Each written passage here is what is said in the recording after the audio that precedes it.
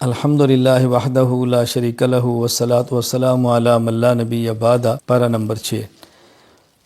یہاں ایک بات بیان فرمائی جو پہلے پاروں میں بھی چل رہی ہے۔ یہود و نصارہ کے جرائم بیان کی ہیں، مختلف طریقوں سے دین پر حملہ کرنا اور دین کو مجروح کرنا، حضرت عیسیٰ علیہ السلام کو قتل کرنے کی کوشش کرنا، سازشیں کرنا، اور پھر یہ بتایا کہ انہوں نے کوششیں کی ہیں، سازشیں کی ہیں مگر ناکام رہے ہیں۔ اور اسی طرح ان میں سے نصارہ کا جو عقیدہ تھا، عیسائیوں کا، اس کا ذکر کیا ہے کہ وہ عقیدہ تثلیث کے قائل تھے، ثالث الثلاثہ۔ وہ کہتے ہیں عیسیٰ علیہ السلام بھی تین میں سے ایک خدا ہے، روح القدس خدا ہیں، اللہ تعالیٰ خدا ہیں، عیسیٰ علیہ السلام خدا ہے، تین کا مجموعہ خدا ہے۔ مختلف ان کے ذہان تھے، بہرحال عقیدہ تثلیث ہے تو اس کا اللہ تعالیٰ نے باطل ہونا اور غلط ہونا بیان فرمایا۔ سورۃ المائدہ، المائدہ کہتے ہیں عربی میں دسترخوان کو، چونکہ اس میں ذکر ہے اس بات کا کہ عیسیٰ علیہ السلام نے اللہ تعالیٰ سے دعا مانگی تھی کہ یا اللہ مائدہ یعنی دسترخوان آسمان سے نازل فرما، اس لیے سورت کا نام ہی سورۃ المائدہ ہے۔ اس میں اللہ تعالیٰ نے حلال اور حرام چیزوں کا قدر تفصیل کے ساتھ ذکر فرمایا ہے، حکم دیا ہے عہد کو پورا کرو، وعدوں کو پورا کرو، معاملات کو ٹھیک رکھو۔ جو حرام چیزیں ہیں، مردار ہے، جب ذبح کرتے ہیں تو رگوں سے خون نکلتا ہے، دم مسفوح، بہنے والا خون ہے، خنزیر کا گوشت ہے، وہ جانور جو غیر اللہ کے نام پر ذبح کیا جائے بطور خاص، یہ وہ مردار ہیں کہ جس سے تمہیں بچنا چاہیے، یہ تمہارے اوپر حرام ہیں۔ پھر حالت اضطرار کا بیان فرمایا ہے، یعنی چیزیں حرام ہیں لیکن اگر کوئی انسان بھوک کی وجہ سے اتنا مجبور ہو جائے کہ چیز نہ کھائے تو مر جائے گا، تو اس حد تک اس کو کھانے کی گنجائش ہے جس سے اس کی جان بچے، لیکن مقصد اس میں لذت نہ ہو، مقصد مزہ نہ ہو، مجبوری ہو، جان بچانے کی خاطر اتنا کھانا جس سے جان بچ سکے، اس کی گنجائش ہے۔ پھر اس میں تکمیل دین کو بیان فرمایا۔ اللہ رب العزت نے اپنے پیارے حبیب حضرت محمد صلی اللہ علیہ وسلم پر دین کو کامل اور مکمل فرما دیا ہے۔ دین کے کامل اور مکمل ہونے کا معنی یہ ہے اللہ تعالیٰ نے کچھ مسائل قرآن کریم میں بیان فرمائے، کچھ مسائل احادیث میں بیان فرمائے، اور بعض مسائل کے لیے قرآن کریم اور احادیث میں اصول بیان فرما دیے، جن اصولوں کی روشنی میں باقی ماندہ مسائل کو نکالا جائے گا، اور ان مسائل کو نکال کر دینے کے لیے اللہ نے امت کو مجتہد اور فقہ عطا فرما دیے۔ تو یہ معنی ہے کہ اللہ تعالیٰ نے دین کو کامل اور مکمل فرما دیا، یعنی سب چیزیں اپنے پیارے حبیب صلی اللہ علیہ وسلم کے ذریعے اس امت کو اللہ تعالیٰ نے عطا فرما دی ہے۔ یہود و نصارہ کا ایک دعویٰ تھا ہم اللہ تعالیٰ کے بیٹے ہیں، اللہ تعالیٰ کے محبوب ہیں، اللہ تعالیٰ ہمیں عذاب نہیں دیں گے۔ ان کے اس دعوے کی تردید کی ہے کہ اللہ تعالیٰ کے ہاں تو معیار تقوی، نیکی، صحت عقائد ہے، تو وہی اللہ تعالیٰ کا محبوب ہے جس کی عقائد ٹھیک ہے اور اعمال ٹھیک ہے۔ اگر عقائد میں فساد ہے تو اللہ تعالیٰ کا محبوب کیسے ہو سکتا ہے؟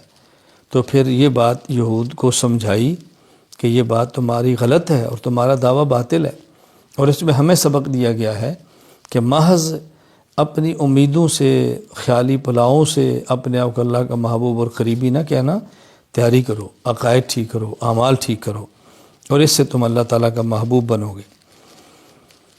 پھر اس بارے میں حضرت آدم علیہ السلام کے دو بیٹے حابیل اور قابیل کا ذکر فرمایا ہے، کیونکہ آدم علیہ السلام اور اماں حوا دنیا کے پہلے خامد اور بیوی ہیں، تو حضرت حوا کے پیٹ سے ایک بیٹی اور بیٹا پیدا ہوتا، پھر بیٹی اور بیٹا پیدا ہوتا، تو جو اکٹھے بیٹی اور بیٹا پیدا ہوتے ان کا آپس میں نکاح نہیں ہوتا تھا، بلکہ ایک پیٹ سے بیٹا، پھر بعد میں بیٹی، ایک پیٹ سے بیٹی، دوسرے پیٹ سے بیٹا، ان کا نکاح ہوتا۔ تو قابیل کے ساتھ جو بیٹی پیدا ہوئی وہ چاہتا تھا میرا اس سے نکاح ہو نہیں سکتا تھا، تو قابیل نے اس مقصد کے لیے حابیل کو قتل کر دیا۔ وہ واقعہ اللہ تعالیٰ نے یہاں بیان فرمایا، بڑی تفصیل کے ساتھ بیان فرمایا ہے۔ پھر ایک ہے چور، ایک ہے ڈاکو، ایک ہے باغی۔ اللہ تعالیٰ نے چھٹے پارے میں ڈاکوں اور باغیوں کی سزا کا ذکر فرمایا۔ بعض ایسے ہیں جن کو سولی پر چڑھا دینا چاہیے، بعضوں کے ہاتھ اور پاؤں کو مخالف جانب سے کاٹ دینا چاہیے۔ تو ان کی جو مختلف سزائیں تھیں وہ اللہ تعالیٰ نے بیان فرمائیں، اور پھر یہ بھی بیان فرمایا کہ ان سزاؤں کا بنیادی مقصد امت سے جرائم کو ختم کرنا ہے۔ یہ ایسی عبرت ان کو بنا دو کہ کوئی آدمی یہ گناہ اور جرم کرنے کی جرت نہ کرے۔ چھٹے پارے میں اسلامی قوانین اور حدود کو بیان فرمایا ہے، اس جرم کی یہ حد ہے، اس جرم کی یہ حد ہے۔ بعض جرائم کی حدود بیان کی ہے اور کہیں اللہ تعالیٰ نے ضابطے بیان فرما دی ہے۔ قرآن کریم کو دوسری کتابوں پر اللہ تعالیٰ نے فضیلت عطا فرمائی ہے، اور اس کا بھی ہاں چھٹے پارے میں ذکر فرما دی ہے۔ قرآن کریم باقی آسمان کی کتابوں سے افضل ہے۔ ایک تو اتنا کافی ہے کہ اللہ نے فرما دیا ہے، ہمارے آخری حبیب صلی اللہ علیہ وسلم پر نازل ہوئی ہے، لیکن وجہ بھی بیان فرما دی کہ اس میں عقائد، عبادات، اخلاقیات، معاشرات، معاملات، یہ پانچوں چیزیں موجود ہیں، اور جس طرح اس میں موجود ہیں اس طرح کسی آسمانی کتاب میں تفصیل کے ساتھ موجود نہیں ہے۔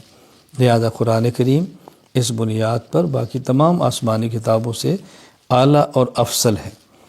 پھر اللہ تعالیٰ نے کفار کے بارے میں بیان فرمایا کہ دیکھو کفار کی دوستی میں خطرات کتنے ہیں، نقصانات کتنے ہیں، یہ تمہارے ساتھ مخلص نہیں ہیں، ان سے یارانے مت رکھو، قلبی دوستی مت رکھو، اندر کا تعلق مت رکھو، تمہارا تعلق مسلمانوں سے ہونا چاہیے۔ اور پھر ساتھ یہ بات بھی سمجھائی کہ اللہ تعالیٰ تو اللہ تعالیٰ محتاج نہیں ہے تمہارے، تم اللہ تعالیٰ کے دین کو سنبھالو گے تو بہت اچھا، نہیں ہوگا تو اللہ تعالیٰ تمہارے جگہ کسی اور قوم کو لے آئیں گے، اللہ ان سے پیار کریں گے، وہ اللہ سے پیار کریں گے، اللہ کے راستے میں جہاد کریں گے، کسی ملامت کرنے والے کی ملامت سے ڈریں گے بھی نہیں، اور وہ لوگ دین کو پیش کریں گے، دین پر عمل کریں گے۔ تو ہمیں سوچنا چاہیے کہ ہم نے کفار سے یارانہ اور دوستانہ بھی نہیں رکھنا، اور ڈرتے ہوئے اللہ کے دین کے کام کے اندر لگا رہنا ہے۔ آخر میں ایک بات فرمائی کہ دیکھو تمہارے دشمن یہود بھی ہیں، تمہارے دشمن نصارہ بھی ہیں، یہودی بھی مسلمانوں کے مخالف ہیں، نصارہ بھی مخالف ہیں، دونوں تمہارے مخالف ہیں، لیکن ان میں زیادہ نفرت اور زیادہ دشمنی اور زیادہ کینہ مسلمانوں کے ساتھ جو رکھتے ہیں وہ یہود ہیں، اور عیسائی ان کی نسبت نرم دل ہیں۔ اللہ تعالیٰ کی بات برحق ہے، اللہ تعالیٰ کی بات بالکل بجا ہے، جو فرمائے 100% ٹھیک ہے۔ لہذا ہمیں بھی اس بات کا اہتمام کرنا چاہیے، جب یہود اور نصارہ ہمارے دشمن ہیں تو ہمیں چاہیے ہم ان کو اپنا دشمن ہی سمجھیں، اپنا خیر خواہ نہ سمجھیں، وہ ہرگز ہم سے راضی نہیں ہوں گے، ہم ان کو راضی کرنے کی کوشش بھی کریں گے، راضی نہیں ہوں گے۔ اللہ نے اپنے پیغمبر کو فرما دیا وَلَن تَرْضَىٰ عَنكَ الْيَهُودُ وَلَا النَّصَارَىٰ حَتَّىٰ تَتَّبِعَ مِلَّتَهُمْ، میرے پیغمبر یہ یہود اور عیسائی آپ سے تب راضی ہوں گے جب آپ یہودی یا عیسائی بن جائیں، الیاس باللہ، ایسا ہونا نہیں ہے تو آپ سے کیسے راضی ہوں گے۔ اللہ تعالی ہمیں حضور اکرم صلی اللہ علیہ وسلم کا سچا امتی بن کر شریعت کے مطابق، اتباع سنت کے مطابق زندگی گزارنے کی توفیق عطا فرمائے۔ وآخر دعوانا ان الحمد للہ رب العالمین۔